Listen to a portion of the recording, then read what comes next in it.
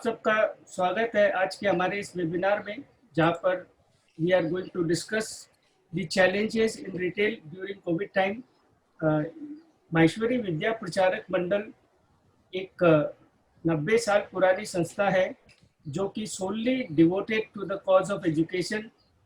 90 साल पहले जिस एक उद्देश्य के साथ इन्होंने शुरू किया था, आज के दिन में हम काफ़ी सारे हॉस्टल्स हैं, स्कूल्स हैं और स्किल डेवलपमेंट सेंटर्स वो चलाते हैं। जो एमबीबीएम के हॉस्टल्स हैं वो पूना, सोलापुर, अहमदाबाद, परवान नगर काफ़ी जगह पर फैले हुए हैं। और इस समय हमारा एक गर्ल्स हॉस्टल आने वाला है एरोली में, जिसका काम चालू है। ये 90 साल में एक के बाद एक एमबीपीएम ने, और विशेषकर लास्ट कुछ सालों में जब से हमारे करंट प्रेसिडेंट अतुल लाहोटी जी ने इंचार्ज लिया, एक जो स्किल डेवलपमेंट सेंटर का विचार लाया गया वो बहुत ही कामयाब चल रहा है।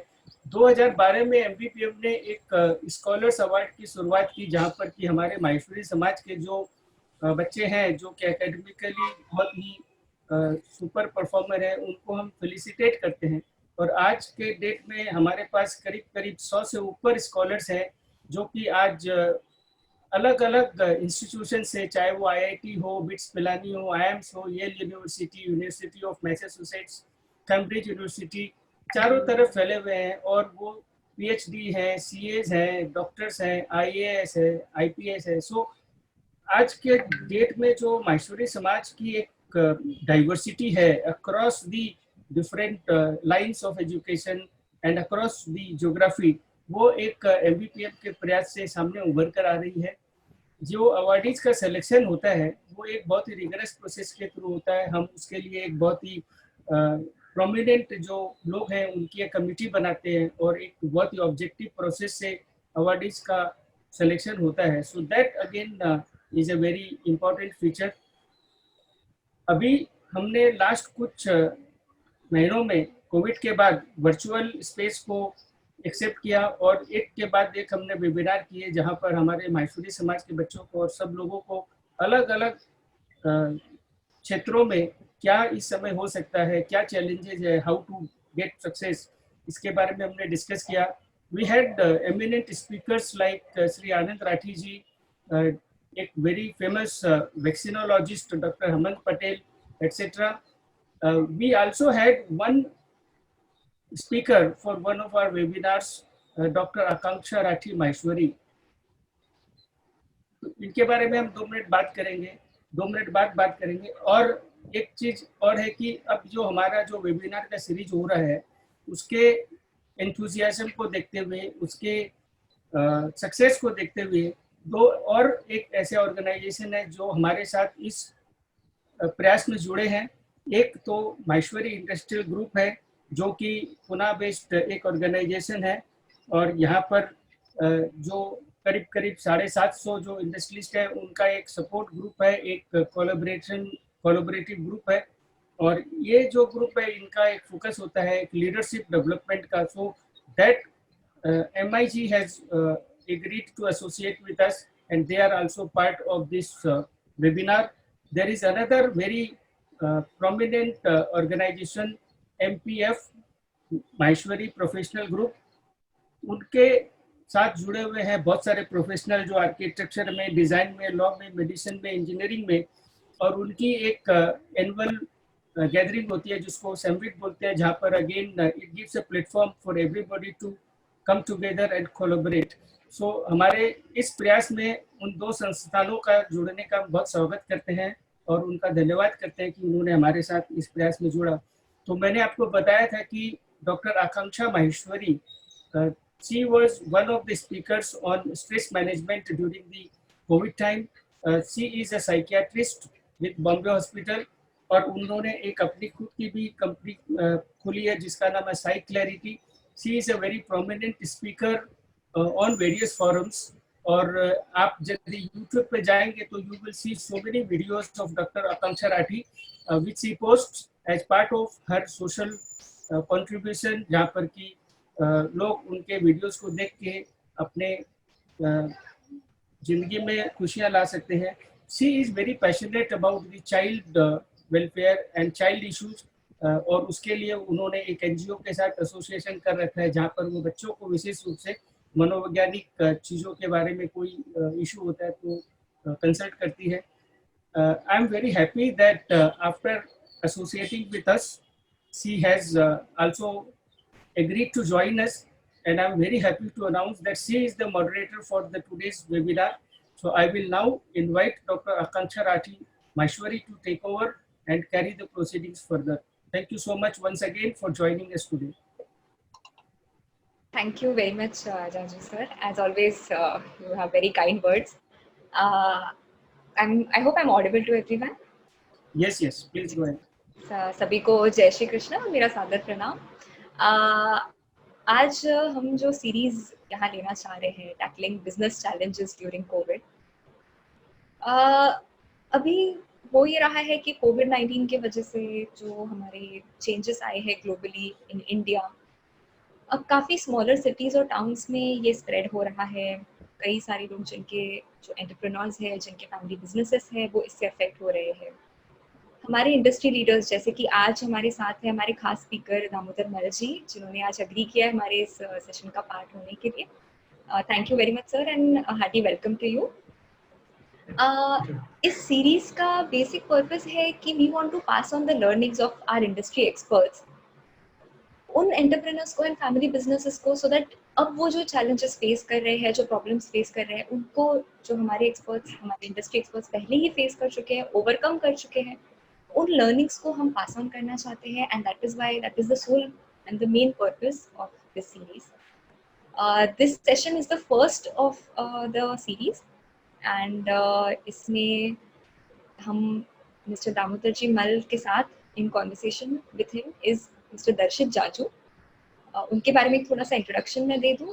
दर्शित जाजू ने अपना इंजीनियरिंग किया है आईआईटी से, आईआईटी रुड़की से, and he did his MBA from IIM Ahmedabad. He is also an MBBM Scholar Awardee in 2018. He was also recognized as the Economic Times Young Leader in 2019. अभी वो आदित्य बिरला ग्रुप के चेयरमैन सेल के साथ work कर रहे हैं, where he focuses mainly on metals and retail sectors. So I think without further ado, let's begin the core program, and I hand over to you, Darshit, now. Thanks a lot, Akanksha. Good morning, Jai Shri Krishna, sabhi ko, and pranam. As already said, the purpose of this session is कि जो industry leaders ने जो learning की है while tackling all these challenges during COVID, ये हम कैसे pass on कर सकते हैं to lot of small and medium enterprises and family businesses and trader community. So इस उद्देश्य के साथ हमने ये नॉलेज शेयरिंग के उद्देश्य के साथ हमने ये सीरीज को कंसेप्चुअलाइज किया है. And I am very thankful to mister Damodar Mal to start this series and to be a part of the first episode of this series. मैं एक छोटा सा इंट्रोडक्शन करना चाहूँगा दामोदर जी मल के बारे में. He is an IIT Bombay and IIM Bangalore alumnus. He worked in sales and brand roles in Unilever.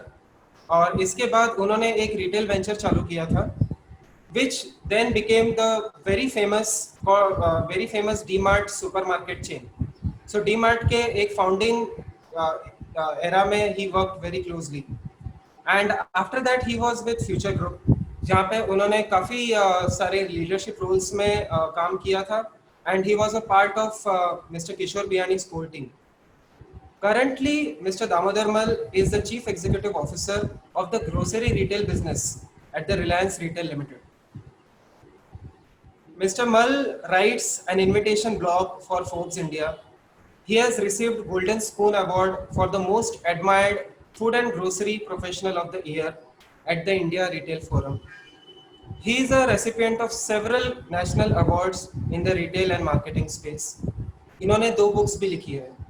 पहली बुक है सुपरमार्केट वाला, secrets to winning consumer India. This particular book provides business insights for shaping consumer business and modern retail in India. इनकी एक second book भी है, be a supermarket वाला. Now this book is considered a business primer. एक कहता है ना कि एक एकदम founding guide for a lot of supermarket entrepreneurs. So with these very powerful credentials and his immense involvement in retail, I don't think there could be any other person who could guide a lot of small businesses and family businesses across India to face the challenges which he has already successfully tackled. So with this introduction, I will pass on to Mr. Damodar Mal. But just before that, I would like to tell you that this session is being divided into three parts. First, we will start with Mr. Mal's story, that how he faced these challenges, how he tackled these challenges, उन्होंने किस type की नई opportunities इसमें face की और उसको कैसे utilise किया. Second part of this session would be ki how this COVID environment has really reinvigorated and reinvented the business model. Business model में क्या changes आ चुके हैं because of this, permanent changes. और last जो part रहेगा, that would be कि what Mr. Mal thinks are the future trends, what are the mega trends that he sees in the future of the retail business. So over to you, Mr. Mal, and we look forward to learning a lot from you through this session. Thank you, sir. Thank you and namaste. Retail बोला जाता है बहुत simple business है. In fact हमारी family में हमारे जो बड़े लोग हैं वो तो मेरी सारी जर्नी है ना, उसको बोलते हैं कि पहले आईआईटी किया, फिर उसके बाद में साबुन बेचा यूनिलीवर में, और फिर if that was not enough तो आगे जाके लूण राई बेचने के काम में आ. So this is a very simple business. लेकिन कहते हैं कि कोई भी छोटा काम अगर आप स्केल पे करते हैं तो automatically it becomes complex and it throws up opportunities of mega scale. तो ये सडनली डिसरप्शन की बात करते हैं, सडन लॉकडाउन की बात करते हैं. किसी की तैयारी नहीं थी, ना पर्सनल लेवल पे थी ना बिजनेस लेवल पे थी. और सडनली एक दिन ऐसा हो गया कि आपकी इसेंशियल सर्विसेज में होते हुए भी, आप फूड का सेल का रिटेल चलाते हुए भी आपकी 25-30% दुकानें बंद हो गई. आपकी जो दुकानें चालू हैं उसमें आधे से कम लोग पहुंच पाए. आपका डिस्ट्रीब्यूशन सेटअप पूरा ना आपका, बट आप इवन आपके वेंडर्स का, the whole ecosystem collapse to half 1/3 its capacity. तो ऐसे टाइम में फिर ऐसे टाइम में क्या होता है? ऐसे टाइम में क्राइसिस तो सबके लिए होती है. तो हमने बोला ये क्राइसिस तो सेलिब्रेट करके क्या फायदा, क्योंकि ये तो सबके लिए कॉमन है. It's like saying third day of the cricket match गेंद सडनली टर्न करने लग गई, तो उसका क्या कर सकते, उसका कुछ नहीं कर सकते. You have to just adjust your batting. तो हमने बोला ऐसे समय में we will redefine the purpose. हमारा सोसाइटल रोल क्या है वो हमने रीडिफाइन किया. सर जब लोगों को इतनी अनसर्टेनिटी है, सबको डर है कि इसेंशियल चीजें मिलना बंद हो जाएगा, तो हम अपना एक सिंगल काम ये करते हैं कि लोगों के मन से एक चिंता, एक वरी हम लोग कम करें. एंड जब उस तरह से उसको देखना चालू किया तो हमने बोला ये इतना कॉम्प्लिकेटेड रिटेल जिसमें हम लोग 10,000 आइटम बेचते हैं अपने स्टोर्स में, इस सब का कोई मायने नहीं है. अब लोगों को बहुत इसेंशियल चाहिए. तो हमने उस वक्त टोटली रीडिफाइन किया सारे सिस्टम को और बोला हम सिर्फ और सिर्फ 50 आइटम बेचेंगे. और जो भी कस्टमर हमारी दुकान में पहुंच पाएंगे उनको इन इसेंशियल आइटम का शॉर्टेज दिखेगा नहीं, इनफैक्ट उल्टा दिखेगा. उनके मन में तसल्ली होगी अगर वो पहुंचे हमारी दुकान में और उनको पहले टेट्रा पैक मिल्क का फ्लो स्टैक दिखेगा, शुगर का दिखेगा, आशीर्वाद आटा दिखेगा, मैगी नूडल दिखेगा, पार्ले जी बिस्किट दिखेगा. सो इसे उससे एक चिंता लोगों के मन में कम होगी. बट उसका मेन चीज क्या हुआ कि जब हमने बोला कि हम सिर्फ 50 आइटम बेचेंगे, तो हमारा जो सडनली हमारे जो डेपो में कैपेसिटी कम हो गई थी वो अब पूरी पड़ने लगी। हमारे स्टोर का काम कम हो गया क्योंकि स्टोर की मेहनत लोगों की कम हो गई, तो हम आधे लोगों से भी वो काम कर सके। एंड उस तरह से हमने अपने आप को रीडिफाइन किया और फटाफट वो चेंज कर पाए। अगर हम भी बाकी लोगों की तरह कहते कि सब लोग डिफिकल्टी में हैं, अपनी तरफ से कोशिश कर रहे हैं लेकिन पूरी नहीं पड़ रही है, तो हम में और औरों में कोई फर्क नहीं हुआ। तो हमने ये फर्क किया। हमारे कुछ कस्टमर्स ने बोला कि आपके यहाँ हमारे पसंदीदा आइटम अवेलेबल नहीं है, तो हमने बोला भाई अभी इस बार माफ, आप आटा बोलिए, मैं आटा दे रहा हूँ, आप ब्रांड मत पूछिए, बिकॉज ये क्राइसिस टाइम है। एंड जब हमारी टीम ने भी ये देखा कि हम इस तरह से चेंज कर रहे हैं, कस्टमर ओरिएंटेड, तो एक और चीज नजर आई। और मेरे लिए एक बहुत बड़ा लर्निंग है कि जब क्राइसिस होता है ना, तो क्राइसिस में आपका रिस्पॉन्स मेन नहीं होता।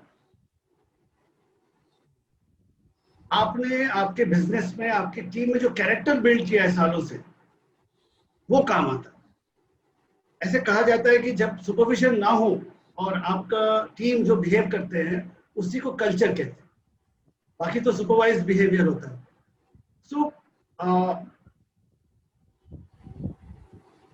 कई चीजें आप अपने रेगुलर, अपने स्टाइल में, अपने नॉर्मल तरीके से करते रहते हैं। और सेंस ऑफ ओनरशिप, जब आप आपकी स्टोर टीम समझती है कि ये दुकान मेरी है, जब आपकी स्टोर टीम समझती है कि कस्टमर की तरफ मेरी जिम्मेदारी है, नॉर्मल वे में वैसा ना भी करो तो चलता है। आपका बिजनेस, आपके सामान हो, प्राइसेस का सही हो, तो आपकी दुकान चलती है। लेकिन जब क्राइसिस आता है तो ये वाली चीजें काम आती है, क्योंकि हम लोग तो सब घर में थे, लेकिन हमारे स्टोर एसोसिएट्स जिनको उस वक्त के पीरियड में रास्ते पे पुलिस रोक रही थी, पिटाई कर रही थी, उनके भी घर पे रिस्क थी, लेकिन उन्होंने कहा कि नहीं, ऐसे टाइम में समाज के साथ खड़ा होना, हमारे कस्टमर की मदद करना हमारा धर्म है, हमारा कर्तव्य है, इसलिए हम जाएंगे और कस्टमर सर्विस करेंगे और दुकान रखेंगे। तो ये चीजें क्राइसिस में डिसाइड करने से नहीं होती। ये चीजें जिस तरह से आपने अपनी टीम का कल्चर बनाया, अगर टीम सोचती है कि मुझे तो सिर्फ बोझाट होना है और सामान लगाना है और मेरा कोई इस अपने काम के प्रति लगाव नहीं है, ये तो बस मेहनत करना है, तो आपको क्राइसिस में वो चीज लेट डाउन करती है। और हमने देखा कि ये कल्चर हमारे बहुत काम है। हमको फिर सब हमारे टीम मेंबर्स के लिए we had to give them a safety net which included their families also. हमने वर्क एनवायरनमेंट को सेव किया, हमने उनके और उनकी फैमिली में कोई भी केस इन्फेक्शन का हो जाता था तो उसको पूरा सपोर्ट सिस्टम किया। बट बाकी कस्टमर सर्विस कैसे करना है, समाज के साथ कैसे खड़ा होना है, हमको एक्चुअली हमारे स्टोर एसोसिएट्स ने सिखाया। हम सबके लिए भी ये चीज जरूरी है कि जो आप इनहेरेंटली अपने टीम में बिल्ड करते हैं वो ऐसे टाइम पे, ऐसे तकलीफ के टाइम में आपको बहुत काम आता है। So that was the first learning कि इस क्राइसिस को कैसे हमारा जैसे हमने सिंप्लीफाई किया, हमारे वेंडर्स को भी समझ में आया, उन्होंने भी बहुत आउट ऑफ द वे जाके हमको सपोर्ट किया कि भाई एकदम सही, किसी भी तरह से अवेलेबिलिटी बनाए रखना, बेसिक नेसेसिटीज का काम किया है। उस तरह से हमने फर्स्ट राउंड में कोप किया। कस्टमर्स ने भी हमको सरप्राइज किया जब उन्होंने देखा कि हमारे इतनी तकलीफ के बावजूद हमारी टीम जब स्टोर खुला रख रही है और कहीं खाना मिल नहीं रहा है, तो हमारे कस्टमर्स हमारी टीम के लिए खाना लेके आते। हमारे कस्टमर्स ने स्टोर्स में वॉलंटियर किया कि आप लोग अंदर का काम किए, आपकी समझ का है, लेकिन बाहर लोगों का टेम्परेचर चेक करना, लोगों का डिस्टेंस, मास्क चेक करना, डिस्टेंस मेंटेन कराना, ये काम जो नेबरहुड में हमारे कस्टमर्स थे उन्होंने अपने जिम्मे लिए। तो ये अपने आप नहीं होता है। मेरा लर्निंग ये है कि ये आपने जो रिश्ता बनाया है उसका ये फल मिलता है। So that was my first phase of learning. Supermarket customers हैं, हाँ, आप और हम सब जब घर में थे तो कुछ दिनों में ही, कुछ हफ्तों में ही हमारे घर में सब लोग घर वाले मिल के अच्छा अच्छा खाना बनाने लग गए। सडनली दाल रोटी में मजा कम आने लग गया, घर में पास्ता बनने लग गया, घर में पिज्जा बना, अच्छी अच्छी स्पेशल चीजें बनना चालू हुई। तो ऑटोमेटिकली डिमांड पैटर्न चेंज हुआ। ये मैं लॉकडाउन शुरू होने के 8-1 हफ्ते बाद की बात कह, सडनली हमारे कस्टमर हमको बोले कि अब जो है ये तो लंबा चलने वाला है, अब हमारी पसंद की चीजें हमको चाहिए।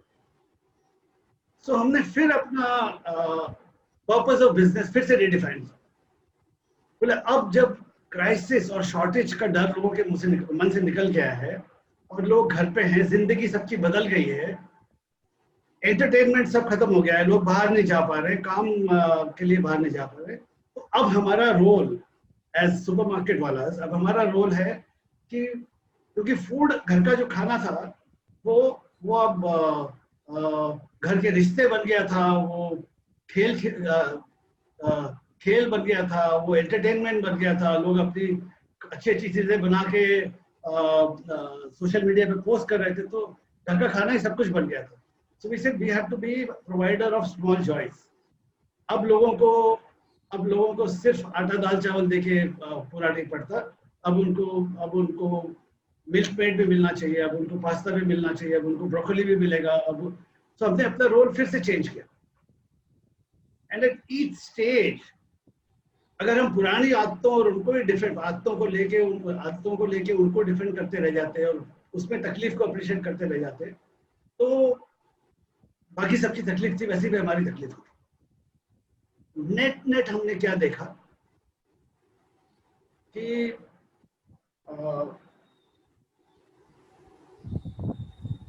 क्योंकि हमने इस चीज को डिस्टर्बेंस नहीं समझा, बट इसको एक मंथन समझा कि इसमें से कुछ अच्छा भी निकल के आ सकता है। एंड हमारा बिजनेस का एटीट्यूड हमने रखा कि we are looking for the positive and we will get the positive. इस माइंडसेट से, ये माइंडसेट हमारे बहुत काम है, क्योंकि बाकी सब चीजें फ्लेक्सिबल होती गई। हर 4-6 हफ्ते में हम अपना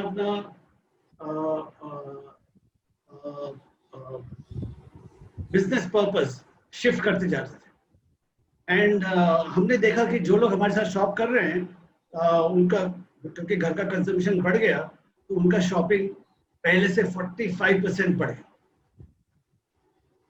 एंड मैं हर ट्रिप की बिल वैल्यू नहीं बोल रहा हूँ, मैं महीने भर की शॉपिंग, ये सब ट्रैक होता है, ये सब डिजिटली ट्रैक होता है, तो महीने भर की शॉपिंग लोगों की 45% बढ़ गई थी। क्योंकि हमने माइंडसेट बनाया था कि हम इस मंथन में अमृत ढूंढेंगे, विष नहीं ढूंढेंगे। हमारा वो एंटेना ऊपर था कि लोग क्या खरीद रहे हैं, एंड हम लोग उस हिसाब से उसको एडजस्ट कर पाए। हम लोग को positivity while maintaining all the safety हम अपने काम में ला। सो और हम सब मॉडर्निटी के, आप और हम अगर सोचें कि जो आदमी अजाइल है, जो बिजनेस रिस्पॉन्सिव है, उसके लिए हर डिस्टर्बेंस एक्चुअली एन अपॉर्चुनिटी होता है। क्योंकि क्या होता है, हमारे कंज्यूमर बिजनेस में कस्टमर की एक हैबिट होती है।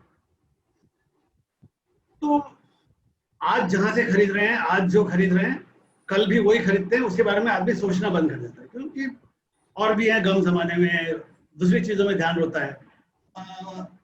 ऐसी वाली क्राइसिस में हम सिंपल बिजनेस के लोगों के लिए ये बड़ी बात हुई कि सब कस्टमर सडनली उनका माइंड ओपन हो गया कि यार अपने रोज वाले जगह से खरीदने की जगह कहीं और ऑप्शंस हैं क्या, कहीं डिजिटली चीजें अवेलेबल है क्या। तो सडनली ये सब चर्न से एक्चुअली अपॉर्चुनिटी ओपन हुई। और जैसे जैसे हफ्ते गुजरते गए, वैसे वैसे हमने देखा कि बहुत नए कस्टमर्स हमारे स्टोर की तरफ आने लगे, क्योंकि लोग ऑल्टरनेटिव्स ढूंढ रहे थे। सो अगर आपका बिजनेस अजाइल है, अगर आपका बिजनेस अपने आप को रीओरिएंट करता है, तो ये जो चर्न है, ये जो मंथन है, इसमें आपके लिए अपॉर्चुनिटी ज्यादा नजर आए।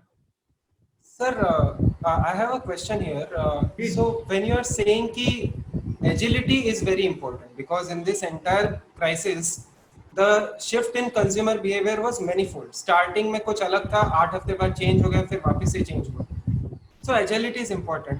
मेरा क्वेश्चन सर ये है कि आपके वेंडर्स भी है, so how did you maintain that agility, how did you maintain your vendor relations, because उनके ऊपर भी जो डिमांड का पैटर्न जो एग्जैक्टली चेंज होता है उसका इन्वेंट्री मैनेजमेंट पे, आपके कैश ब्लॉकेज पे कैसे इम्पैक्ट आया, आपने अपने सिस्टम्स को कैसे स्ट्रीमलाइन किया?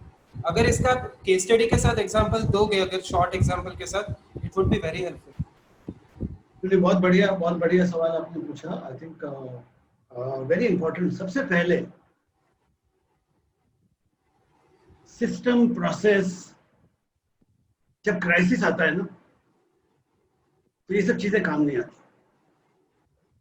मेरा सिंपल एग्जांपल है कि अभी हम सब जो लोग बिजनेस में है ना, हम it's like driving a car और हमारा डैशबोर्ड टूट गया या डैशबोर्ड का पावर सप्लाई पता नहीं क्या हो गया, डैशबोर्ड बंद हो गया.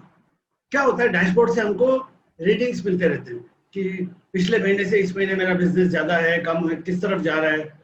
इमेजिन जब आप, हम में से कई लोगों ने एटलीस्ट मेरे बराबरी के लोगों ने तो इंडिया में सिंपल वाली गाड़ियां भी चलाई हुई हैं कि जहाँ पे डैशबोर्ड कुछ आपको खास इंफॉर्मेशन देता नहीं था, कुछ खास करता नहीं था. तो जब डैशबोर्ड टूट जाता है बिजनेस का तो क्या काम आता है? ड्राइविंग में भी क्या काम आता है? आपके साथ कौन बैठा है वो आपसे शेयर करता है कि देखो इस तरफ से एडिशनल इंफॉर्मेशन आ रहा है, मैं ये देख रहा हूँ जो आप नहीं देख रहे हो. और तब ये जो रिश्ते हैं, ये रिलेशनशिप, आपका अपना character and the relationship and sharing, ये काम आता है. सो कमिंग टू आपने जो बताया वेंडर को, हमने जब भी अपना सोच डिफाइन किया, सबसे पहले अपने वेंडर पार्टनर्स को इन्फॉर्म किया.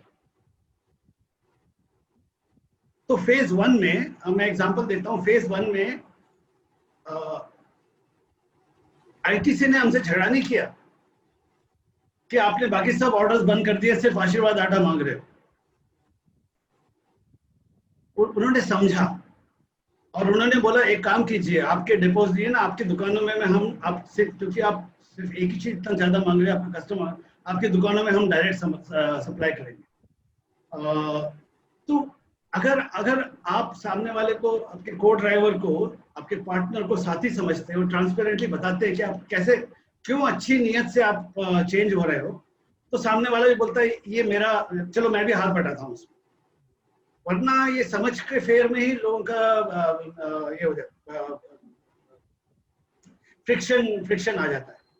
अब उसके बाद जब हमने सेकेंड फेज बताया कि अब हमने बोला कि नहीं, अब ये सिर्फ इसेंशियल्स नहीं, उसके बाद we have to be small joys of life, वहां हमको बड़ा प्रॉब्लम है. क्योंकि हमारे वेंडर लोग तो बेचारे डिस्ट्रीब्यूशन संभाल रहे थे और उनको उनके कंसल्टेंट बता रहे थे कि कस्टमर के पास पैसे कम हैं, इसलिए लोग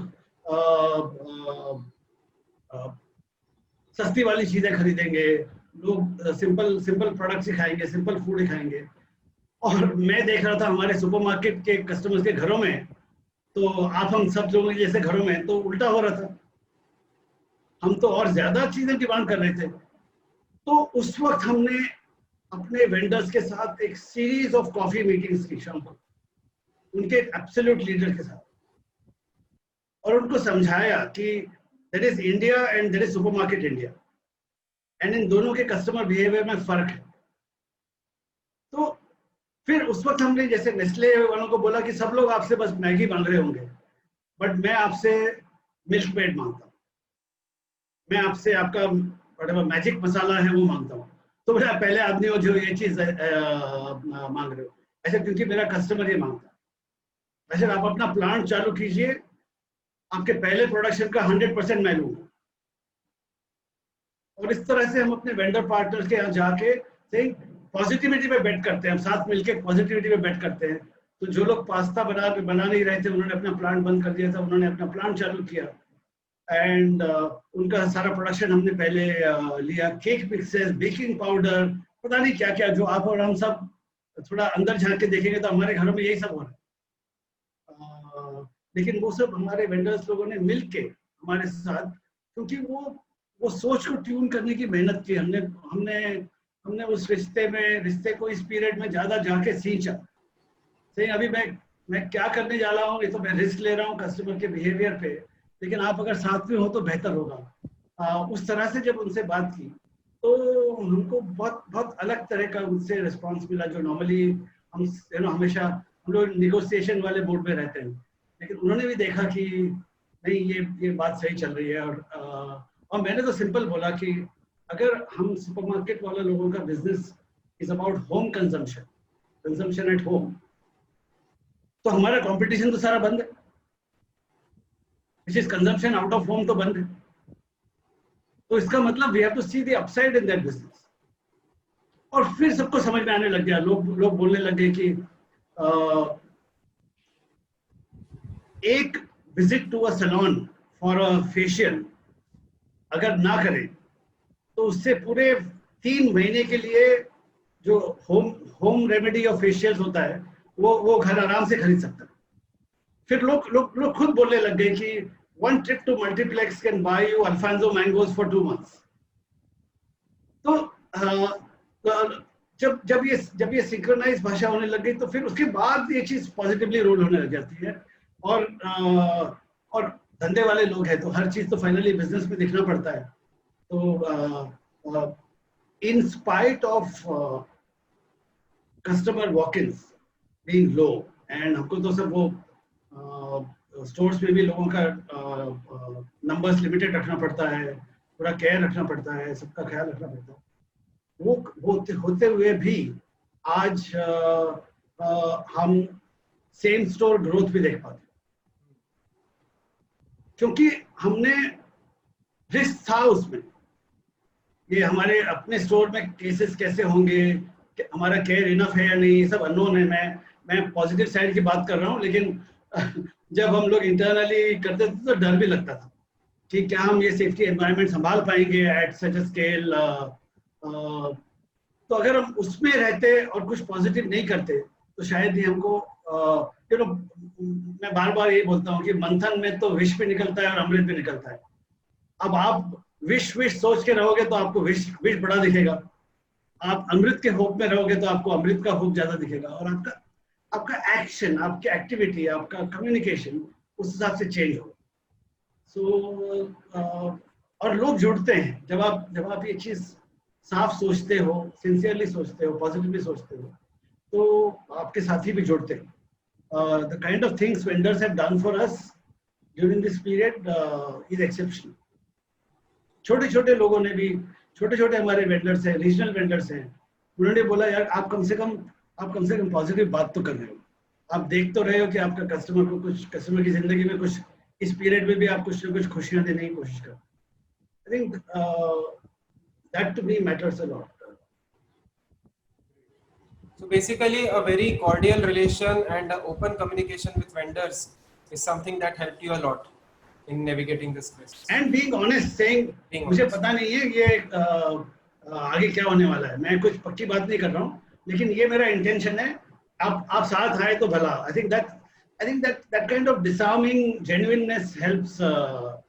मतलब ना, रिश्ते काम आते हैं, कन्विक्शन काम आता है, ट्रांसपेरेंसी काम आता है, डैशबोर्ड तो काम नहीं आता ऐसे पीरियड में, कभी नहीं काम आता। तो बार अपना डेटा देखने में, बार अपने कैपेसिटी देख के चिंता करने में बस वो रियलिटी दिखती रहती है, लेकिन आगे का काम कुछ नहीं होता है। Has been my learning. Sir, एक और चीज है कि when you were going through all this social distancing norm at the stores, when लोगों को एक पर्टिकुलर डिस्टेंस पे रखना, एंड आज भी हम जब मॉल्स में देखते हैं कि एक अपर लिमिट रखी होती है on the number of people who are there who can be allowed in the store. So आपका एक्सपीरियंस कैसा रहा है in implementing this social distancing guidelines, and what can our people from audience from SME can learn from your experience? So इसमें choice नहीं है। The main thing तो ये है कि this is going to be a way of life for some time to come. तो अगर आपने इस पे इसको एक्सेप्ट नहीं किया, अगर आपने बोला कि पहले तो मेरी दुकानों में, मेरे बिजनेस में भीड़ भाड़ होती थी, सब कुछ चलता था, तो अभी भी मैं रिस्क लूंगा, तो ये वाले रिस्क जो है ना, नॉट वर्थ इट। और दूसरी बात ये है कि अगर आप कंज्यूमर फेसिंग बिजनेस में हो और आपका कंज्यूमर, आपका ग्राहक अगर ये देखता है कि आप केयरलेस हो, और आपका ग्राहक ये देखता है कि आपकी पड़ोसी दुकान केयरफुल है, तो आप अननेसेसरीली आपकी पड़ोस की दुकान को एडवांटेज दे रहे हो। ग्राहक ये आपका देखना चाहता है कि क्या आप उनकी सेफ्टी के लिए, क्या आप अपने आप की सेफ्टी के लिए सिंसियर हो या ना। तो इसमें मैं बिजनेस का कैलकुलेशन नहीं करता।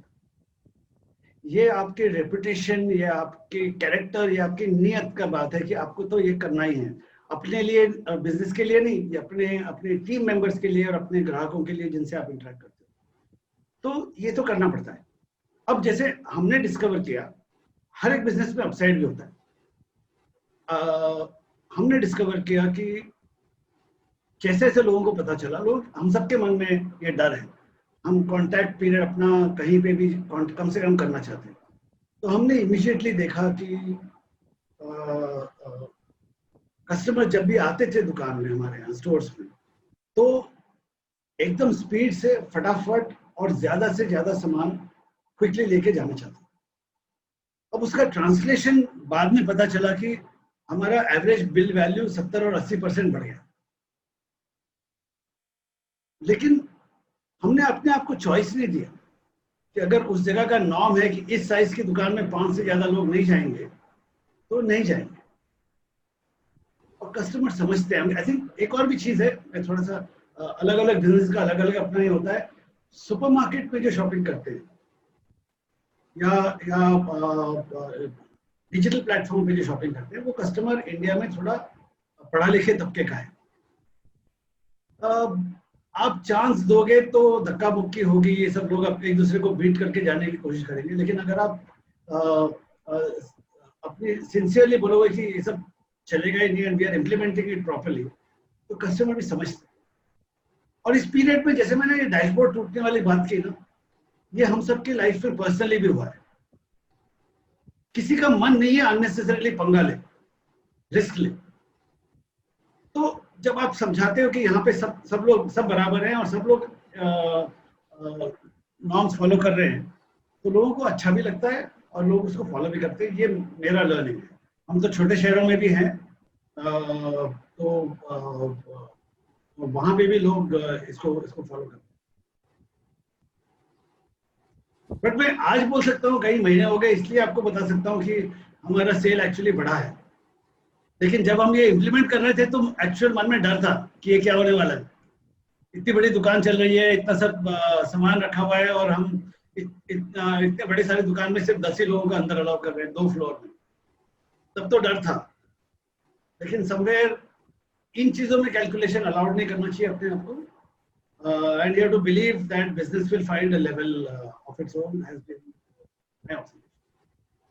सर, आपने जिक्र किया था अबाउट ऑनलाइन सेल्स का, तो I just want to understand from you कि how has been your experience in accelerating online, and for the audience what are the key tips कि वो अपना भी ऑनलाइन सेल्स जो है वो बहुत फास्ट तरीके से बढ़ा।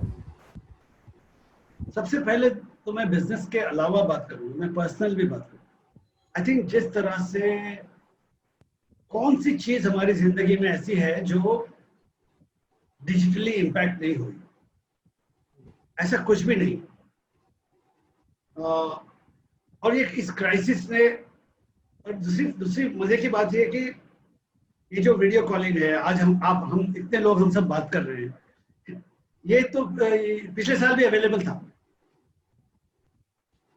सारी जो टेक्नोलॉजीज आज यूज हो रही हैं वो कोई 2020 में इजाद नहीं की हुई, ये तो पुरानी टेक्नोलॉजी, तो दे वर ऑलवेज अवेलेबल। बट हम सब लोगों ने कभी उसकी जरूरत नहीं समझी। हमने, आई थिंक जिस तरह से अपनी लाइफ बदली है और हमने रिएक्ट किया है। आई थिंक इसको रिएक्ट करने का छोड़ के अपनी पर्सनल लाइफ में भी इसको आत्मसात करना, इसको एम्ब्रेस करने में टाइम। तो आपके यहाँ हमारे यहाँ अब डिजिटल सर्विसेज इतनी अवेलेबल हैं,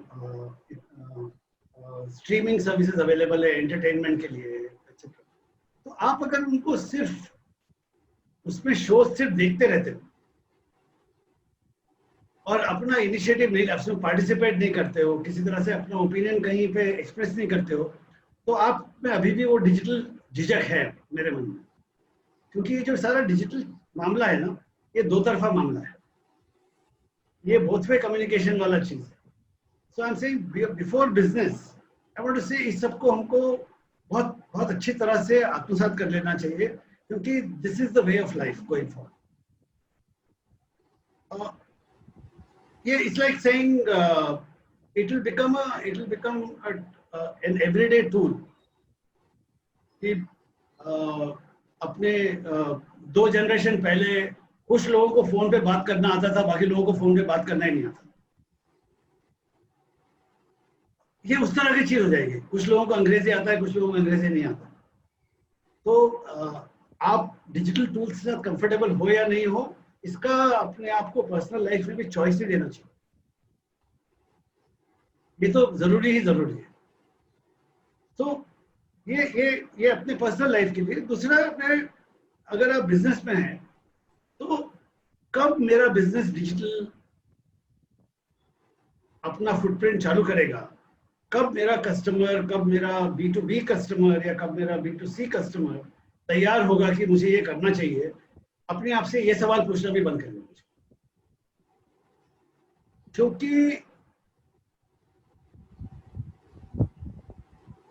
डिजिटल तो सबको होना ही होना है, किस हद तक होना है एक्सेट्रा, क्या most efficient way of doing it है, वो अलग बात है। तो अपने आप को, अभी मैं तो किराना स्टोर से लर्न करता हूँ। छोटे छोटे किराना स्टोर्स ने किस तरह से जब कस्टमर स्टोर में आना बंद कर दिया, किस तरह से व्हाट्सएप ऑर्डर चालू हो गए, किस तरह से वीडियो कॉल चालू हो गए, सब सीख लिया उन्होंने। किस तरह से पेमेंट लिंक के ऊपर आप पैसे भेज दीजिए, सब चालू हो गया। तो ये अपने आप को ऑप्शन, इसके लिए क्राइसिस की जरूरत नहीं पड़नी चाहिए। ये क्राइसिस एक्चुअली इस मामले में अच्छा है, क्योंकि डिजिटल वर्ल्ड में एक इसकी खास चीज है कि आपका बिजनेस छोटा हो या बड़ा हो, आपको अपॉर्चुनिटी इस वर्ल्ड में मिलती है।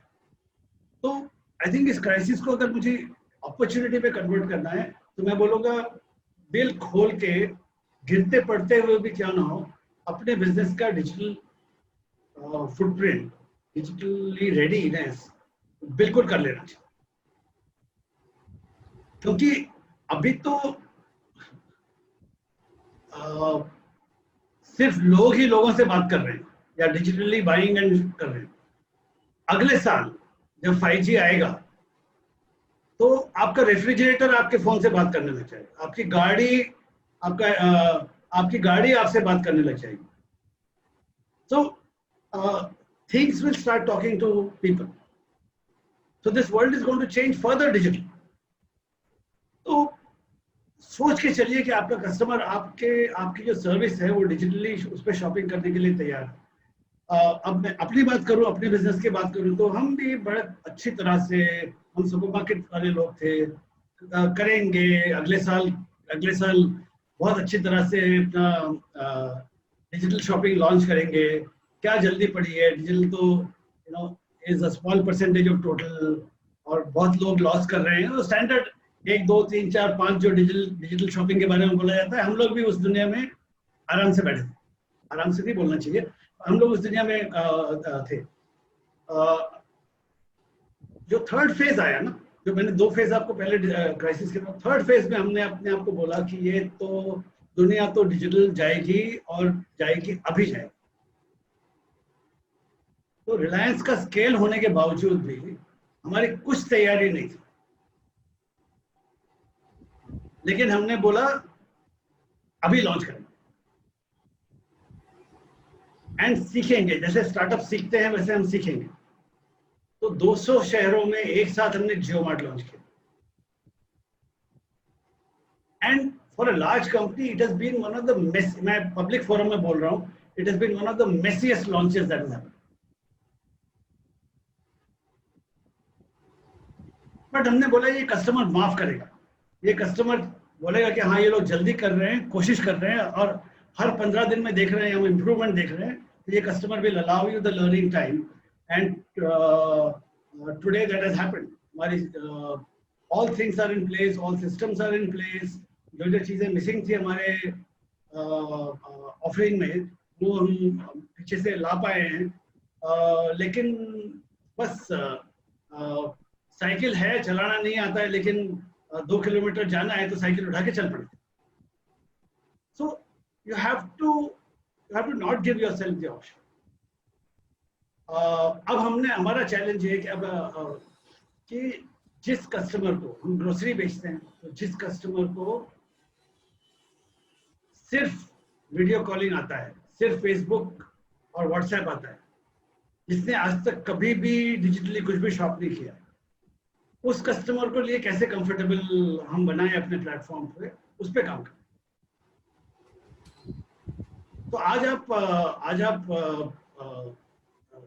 थोड़ा माइक्रो बात कर रहा हूँ, बट आज आप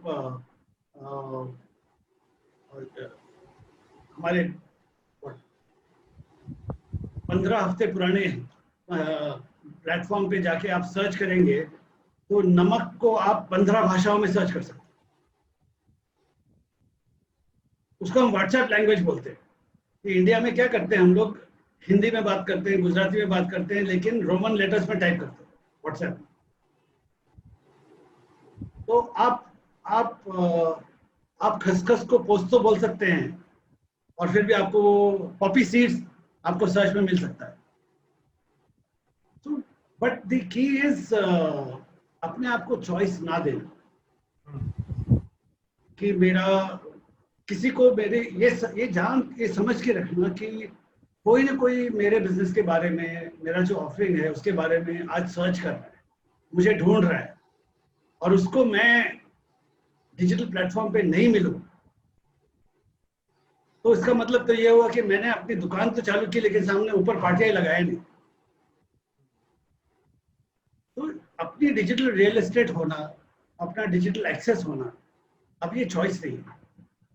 और इस क्राइसिस में अगर आप कर लें तो ये मैं अपने थोड़ा मैंने डिस्क्राइब भी किया, अपने पर्सनल एक्सपीरियंस से बोल रहा हूँ कि मार्केट बहुत माफी करता है आपको गलती करने का, क्योंकि सब तरफ ही डिस्टर्बेंस चल रहा है.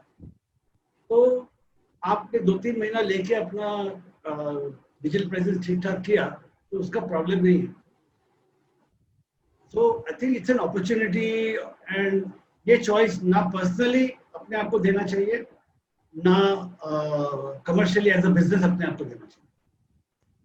इट्स लाइक सेइंग अगर कमरा रखा, उसमें आप सोना चाहते हो तो पंखा लगाना है नहीं लगाना है. अगर लगाना है तो आपको डिजिटल होना है. It's as fundamental as that. Sir, one more question on handling these challenges. कि in your overall organizational context, employee morale हो गया, या फिर incentive structure हो गया, या फिर organization में इतने भयंकर changes जो आप ला रहे हो because of digital and selective stocking, so many changes in the assortment, इसका overall आपका HR point of view से कितना impact रहा है? And what are the lessons that we can learn from your experience? तो जो चीज मैंने वेंडर से कॉन्टेक्स्ट में डिस्क्राइब की थी, वही चीज यहाँ पे भी काम आती है इस पीरियड में. क्योंकि मैं क्या नेशनल पॉलिसी बनाऊं, क्योंकि उड़ीसा में ग्राउंड सिचुएशन अलग है और नागपुर और पुणे में भी ग्राउंड सिचुएशन अलग है. तो मेरे एम्प्लॉइज को और मेरे कस्टमर्स को कहाँ पे क्या तकलीफ हो रही है, ये तो बड़ा नॉन स्टैंडर्ड मामला हो गया है. तो हर चीज लोकलाइज हो गई. तो ऐसे पीरियड में मैं पॉलिसीज और नॉर्म्स नहीं बना पाता. सो इंसेंटिव्स यस, और वो भी अपफ्रंट. तो नॉर्मली हम लोग इंसेंटिव्स रिजल्ट बेस्ड देते हैं। आपने इतना सेल किया, आपने इतना ग्रोथ दिया, तो आप इतना इंसेंटिव अर्न करोगे। For the first 4 months of the lockdown, हमने बोला incentive will not be result based, incentive will be intention based, नियत बेस्ड। कि आप, हम कस्टमर सर्विस के इंडस्ट्री में हैं, आप अपने कस्टमर को सर्व करने के लिए आपने अपना मन बनाया और you came to work, that is enough to earn an incentive. तो ये चीजें तो एम्पैथी पे चलती है। अभी तो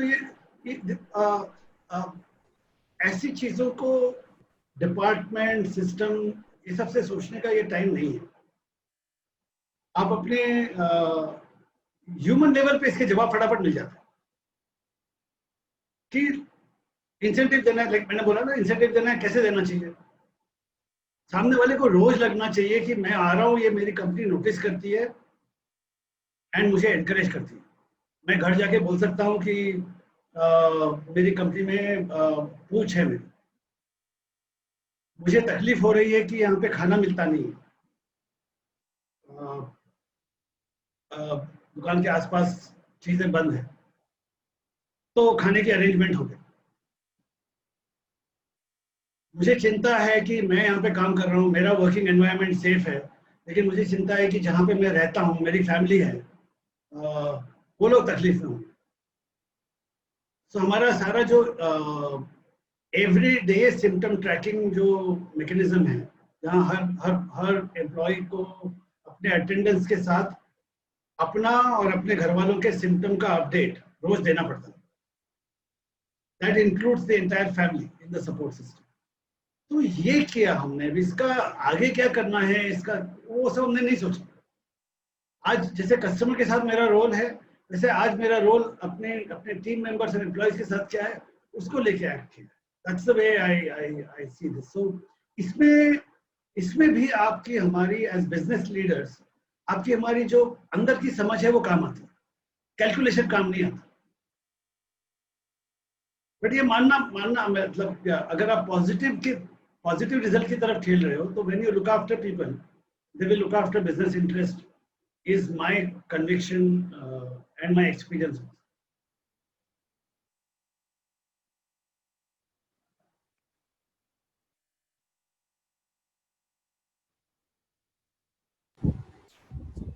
Thanks a lot, sir. One more question has been asked by Mr. Aditya. He asked, what can India expect? When can India expect a retail store like Amazon Go Retail, जो कि US में already चल रहा है, considering that it may be good for social distancing guidelines? तो आज US में लोग क्या बोल रहे हैं? यूएस में लोग बोल रहे हैं, why can't we have a trusted neighborhood store which is walking distance from my house and where the owner knows my family, and forget social distancing, without ordering also send things to my home. So I mean, grass is always greener on the other side. और ये सब जो चीजें हैं ना, जो hi tech चीजें हैं, हम सबसे बात की जाती है, कोल्ड चेन की बात की जाती है, हाई टेक्नोलॉजी, डिजिटल टेक्नोलॉजी की बात करते हैं, ये सबका पैसा लगता है, और वो पैसा आपके आलू के दाम पे आता है। तो ये सब चीजें कब होगी इंडिया में? तो आपको बोलना पड़ेगा, जिस दिन आपका घर 10 रुपये किलो आलू पे ज्यादा देने के लिए तैयार हो जाएगा, उस दिन ये सब हो जाएगा। तब तक ये, these are inspirations. These are, I've been to the store. These are inspirations. These are things that you take clue from, and these are things that you build. But you have to, मैं हमेशा business से बोलता हूँ कि जब consumer model जो consumer को पसंद आए और बिजनेस मॉडल जिसमें वायबिलिटी हो, जब ये दो चीजें एक जगह पे मिलती है तब मैजिक होता है। अगर कंज्यूमर बहुत हैप्पी है और आपका बिजनेस मॉडल नहीं है तो वो चैरिटी है, कुछ लोग उसको अमेजोन बोलते हैं। तो और अगर आपका बिजनेस मॉडल है और कंज्यूमर को पसंद नहीं है तो then you are not in business at all. कि मैं जो भी बेच रहा हूँ उस पर प्रॉफिट कर रहा हूँ, सही कर रहा हूँ, लेकिन बिक्री जो है वो 10 रुपए में 10 पैसे की बिक्री है, तो भी मैजिक नहीं होता। जहाँ पे ये दोनों चीजें मिलती हैं वहाँ मैजिक होता है। So all technology is good, it will come to India but selectively wherever feasible. Sir एक और क्वेश्चन है कि what are the future mega trends that you see in the retail का future, what does it entail according to you? दो चीजें बोलूंगा कि अगर प्रोग्रेस किस तरफ हो रही है, रुझान किस तरफ जा रहा है, तो more and more digital. And I think the next phase of digital is voice. आपको टाइप भी नहीं करना पड़ेगा। आपके घर में फाइबर आ गया, घर में वीडियोस, आपकी दुकान भी फिर बड़े आराम से आपके घर में आ जाएगी। All you have to do is to select what you want to buy. So tap and voice shopping में, और वर्चुअल रियलिटी आज भी हम कर रहे हैं। हमारे कई global stores, global fashion brands के स्टोर्स हम लोग रन करते हैं। कभी हमने सोचा ही भी नहीं, लेकिन आज ये हो रहा है कि स्टोर्स तो बंद है, मॉल्स में हैं, स्टोर्स तो बंद है, लेकिन हमारी स्टोर टीम, मुंबई की स्टोर टीम, इंदौर की एक फैमिली के साथ एक घंटा के लिए स्टोर बुक करते हैं पूरा, और हमारी टीम पूरी तरह से वीडियो कॉल पे, वहां पे भी उनकी फैमिली पूरी बैठी हुई है।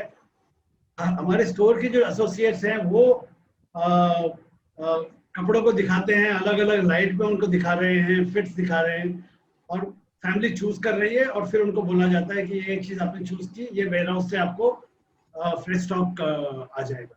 सो बहुत चीजें इस तरह की इंटरेक्टिविटी वाली हो रही है।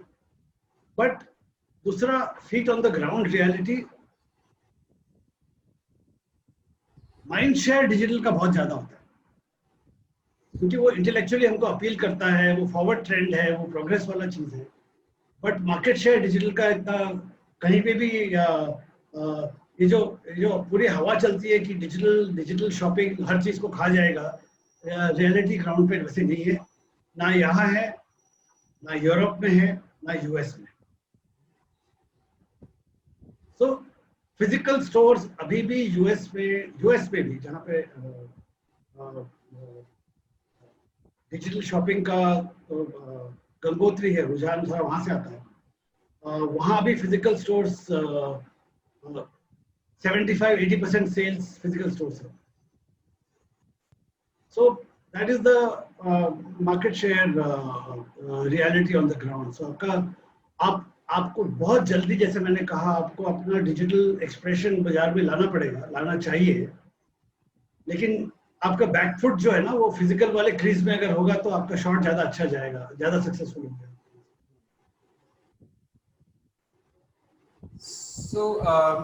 एक और क्वेश्चन आया है मिस्टर अशोक लड्डा जी से। ये थोड़ा रेगुलेटरी एरिया से रिलेटेड क्वेश्चन है। The question is, because of the new agri policy reform, what do you feel in future corporates will enter into agri area, like developing, procuring, especially on horticulture side? So what are your views on that? अभी हम ये चीज on ground, fruits and vegetables हम directly farmer से खरीदते हैं with local permissions. Her state में हमारे पास परमिशंस हैं। आज हम मॉडर्न रिटेल का 50% फ्रूट्स एंड वेजिटेबल्स हमारे स्टोर्स में बिकता है। एंड हम जो वेजिटेबल्स बेचते हैं वो उसका 79 to 80% डायरेक्टली फार्मर से प्रोक्योर किया जाता है। So direct produce procurement in our limited manner. इतना बड़ा मार्केट है हम लोगों का, तो लिमिटेड प्ले है, improves the delivery, quality delivery, and benefits the farmers as well. ये हमारा छोटा मोटा एक्सपीरियंस रहा है. नए रेगुलेटरी चेंजेस के बाद में क्या होगा, हम अभी इसको ऑब्जर्व कर रहे हैं. हमारा अभी कोई इस पे व्यू नहीं है, हम ऑब्जर्व कर रहे हैं. अभी हम जैसे बोले ना, क्रिकेट की भाषा में बोले, अभी हम पिच को स्टडी कर रहे हैं, उसके बाद में कुछ व्यू नहीं. बट ये सारी इंडस्ट्री के लिए, सबके लिए इक्वल है, सबके लिए सिमिलर है. So it's an opportunity that everybody will observe and. Sir एक और क्वेश्चन आया है from Pavan. He is saying कि in the future how do big retailers and small stores coexist? Is there a threat to the small retailers?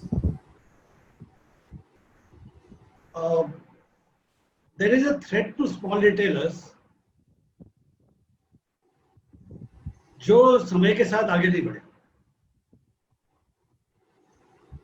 And small retailers का सबसे बड़ा खतरा, मैं बिजनेस कम्युनिटी के फोरम पे बोल रहा हूँ, स्मॉल रिटेलर्स का सबसे बड़ा खतरा यह है कि उनकी नेक्स्ट जनरेशन उनके बिजनेस में नहीं आएगी.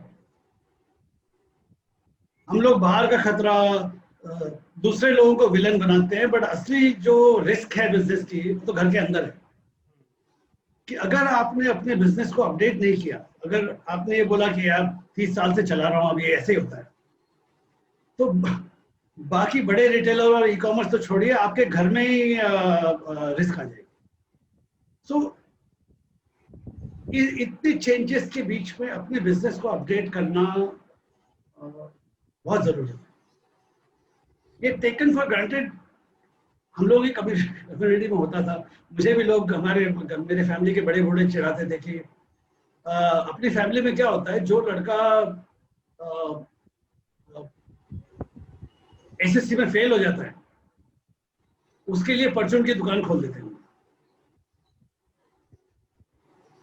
तो इतना सिंपल बिजनेस है, वो चला लेगा और शांति से बैठा रहेगा और शादी वादी हो जाएगी.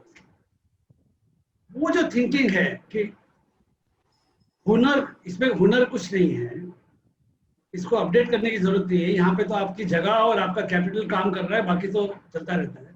वो जो थिंकिंग है, वो थिंकिंग ऑब्सोलेट हो. सो जिसने अपने बिजनेस को अपडेट नहीं किया, वो डेफिनेटली खतरे में. एंड वो खतरा, जैसे मैं दूसरी बार बोल रहा हूँ, तीसरी बार बोल रहा हूँ, खतरा अपने घर से. एक और इम्पॉर्टेंट चीज है, ये जो डिजिटल का जो नया वेव है ना, ये स्मॉल बिजनेस के लिए बहुत पावरफुल है. बिकॉज इसमें ट्रांसपेरेंसी आती है, जो कि छोटे बिजनेस को, वरना इंफॉर्मेशन पहुंचते पहुंचते उनके यहाँ उस इंफॉर्मेशन की कमर्शियल वैल्यू खत्म हो जाती है. आज आप सोर्सिंग अपना इंटेलिजेंटली कर सकते हो, क्योंकि डिजिटली इंफॉर्मेशन आपके पास अवेलेबल है. आज आप आपके कस्टमर, आपकी लोकेलिटी से हटके भी, आपका जो सबसे बड़ा कस्टमर है आपकी लोकेलिटी से हटके, उन्होंने अपना घर 2 किलोमीटर दूर कर लिया, आप उनको फिर भी सर्विस कर सकते हो, क्योंकि आप उनसे डिजिटली कनेक्टेड रह सकते हो. एंड समवेयर आई बिलीव, मैंने अपनी किताब में भी उसको लिखा था कि छेड़ा इंटरनेट सुपरमार्केट की front end managed by entrepreneurs but supported by large corporates as back end. I think कहीं उसका टाइम आ रहा है. एंड ये जो सिनर्जी है, ये काम आएगी, क्योंकि operating cost of entrepreneur businesses will always be lower than corporate businesses. And consumer intimacy and consumer connect will also be superior. बस वो स्केल का एडवांटेज नहीं है. कहीं जब कोशिश कर रहे हैं, हम भी कोशिश कर रहे हैं, अगर ये दोनों अच्छी तरह से जुड़ गए कि आप सामने अपना फ्रंट एंड बिजनेस चलाइए और कस्टमर आपका रहेगा, लेकिन आप सोर्सिंग में बड़े कॉर्पोरेट के साथ अपना लिंक बनाइए, किसी भी तरह से लिंक बनाइए, तो I think they can be a best of both worlds. But अगर अपनी जगह पे खड़े होके वही करेंगे जो आपने 5 साल पहले किया है, तो आई थिंक मैं आपको बहुत जोरदार वार्निंग देना चाहूँगा कि that will not work. So there is one more question that has come, and that is related to more of apparel side. So apparel और consumer electronics में festive season के टाइम पे बहुत ज़्यादा सेल्स होती है, और ये businesses अभी एक्सपेक्ट कर रहे हैं कि जब दुर्गा पूजा, दिवाली, ये सब टाइम आएगा, उस टाइम पे लॉट ऑफ सेल्स होगी. पर अभी जैसे पर पिछले सालों में जब हमने देखा है कि इस टाइम जब फेस्टिव सीजन होता है तब लंबी लाइंस होती है डिपार्टमेंट स्टोर्स में और प्राइवेट मल्टी ब्रांड आउटलेट्स में भी. बट अब because of social distancing norms ये सब चीज़ें करना विल बी वेरी डिफिकल्ट. तो हाउ डू यू सी कि the retailers should cope with this challenge to meet with the higher customer demand while maintaining this constraint of space? पता नहीं, हर एक को अपना अपना सोल्यूशन ढूंढना पड़ेगा, इज व्हाट आई से. क्योंकि मैं फिर एक बार बोलूंगा कि ना मेरे पास डैशबोर्ड है और ना मेरे पास दूरबीन है, मुझे आगे का भी दिखता नहीं है. क्योंकि किस तरह से, क्योंकि इस सब पीरियड की हम में से किसी की भी तैयारी नहीं है. तो ये तो एक एक ओवर और एक एक बॉल खेलने वाला गेम है. एक्चुअली आगे का कुछ भी करेंगे तो आप एक्चुअली स्पेकुलेट कर रहे हो. आपको ट्राई करके देखना पड़ेगा. हमने और बहुत छोटा छोटा कर बताता हूँ ताकि लेकिन उसके पीछे थॉट पता चलता है. कि जब हमने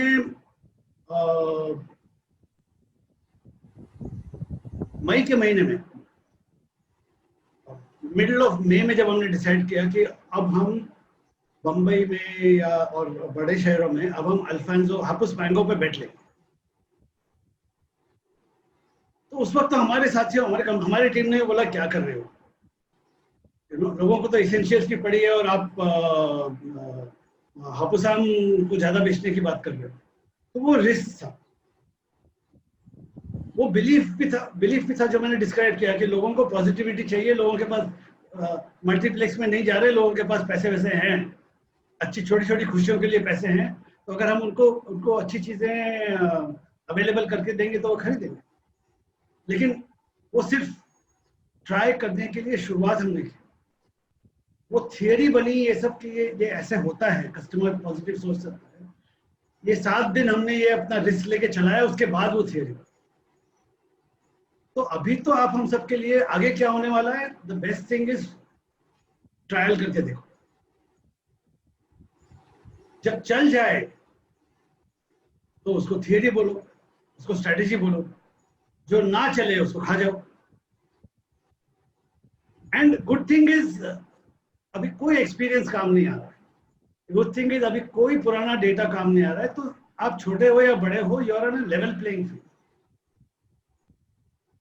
जो ट्रैक करता रहेगा, जो कस्टमर से डिफरेंट तरीके से कनेक्ट करने की कोशिश करता रहेगा. ये हमने नहीं, हमारी स्ट्रैटेजी टीम ने नहीं किया था कि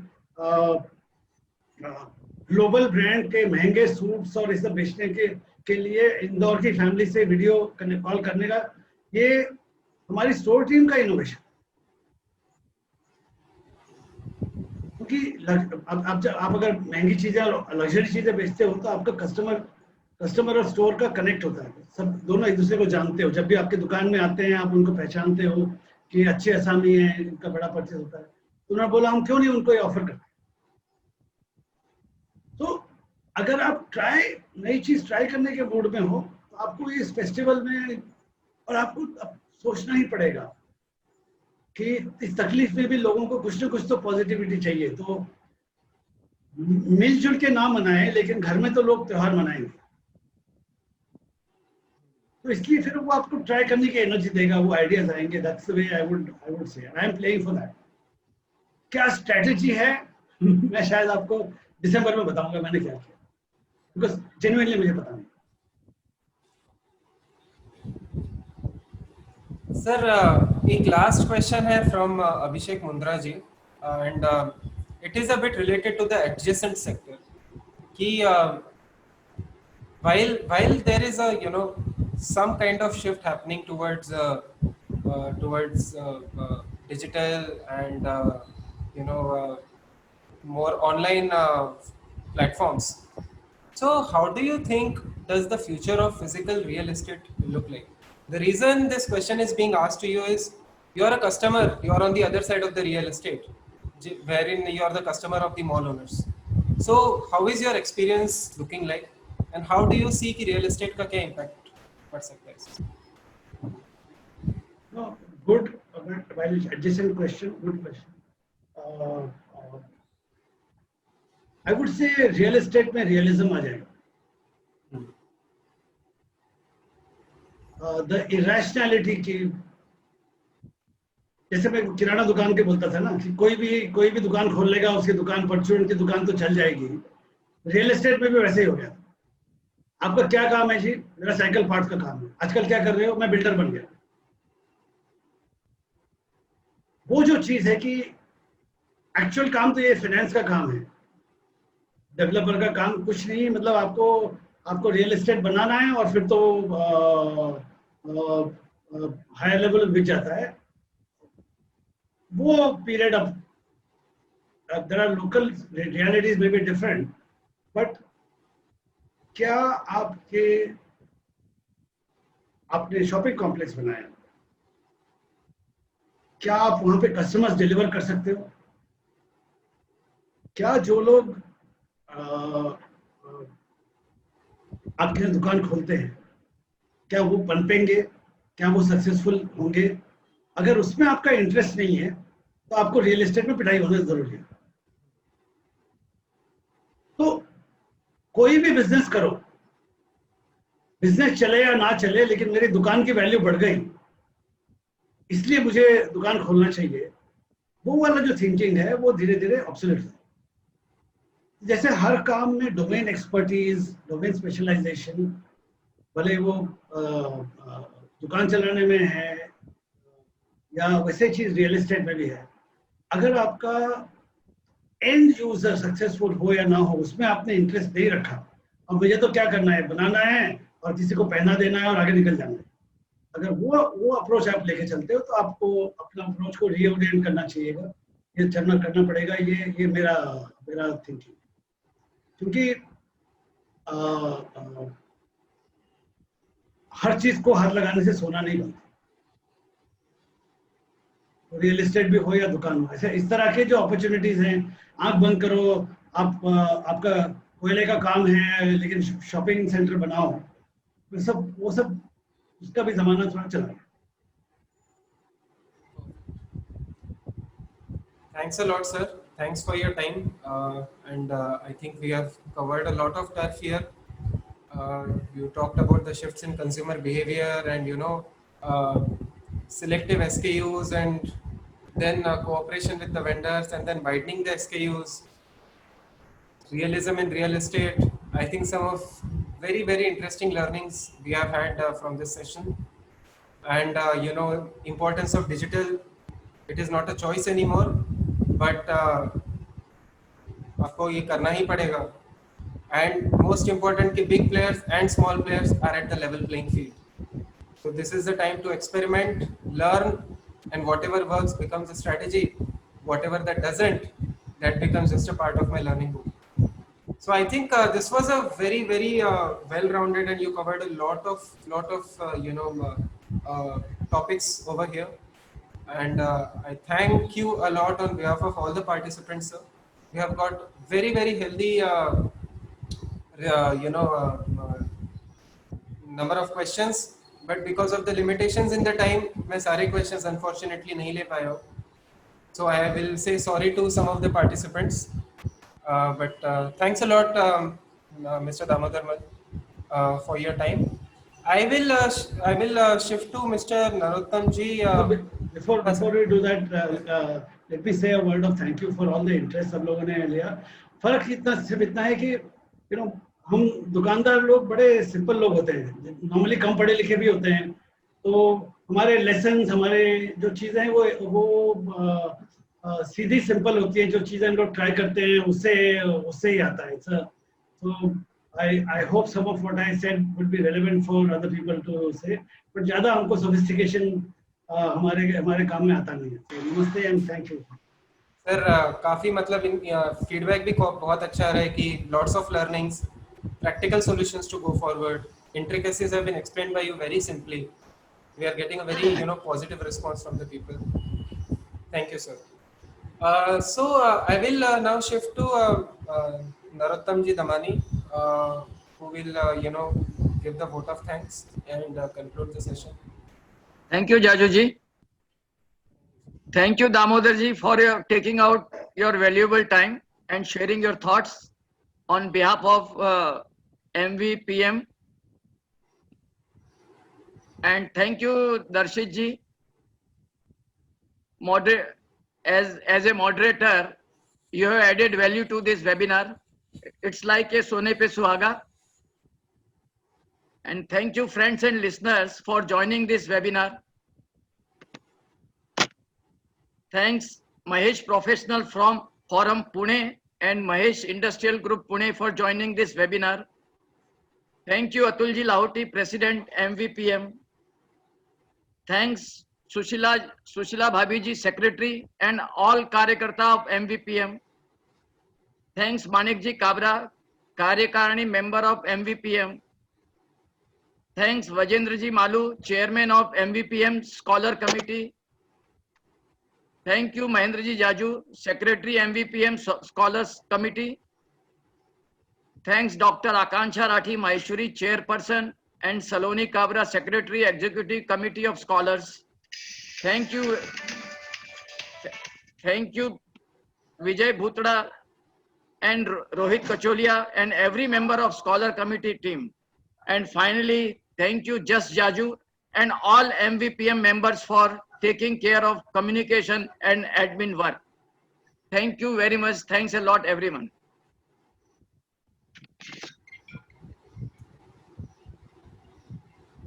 So over to Darshit ji. Yeah, so thank you, sir, and to all the participants, have a very nice Sunday. And looking forward to your participation in the next session. So अगले session में we will be focusing on the manufacturing businesses, how to overcome challenges in the manufacturing businesses in the current scenario. इसमें हमारे speaker will be Mr. Satish Jaju, who is the cluster head of Renukut, which is one of the oldest aluminum plants in the country. He is the COO at Hindalco Industries Limited. Looking forward to your healthy participation there. And thanks a lot for your time. Have a great day. Thanks. So we can now disconnect. Thank you, everyone. Okay.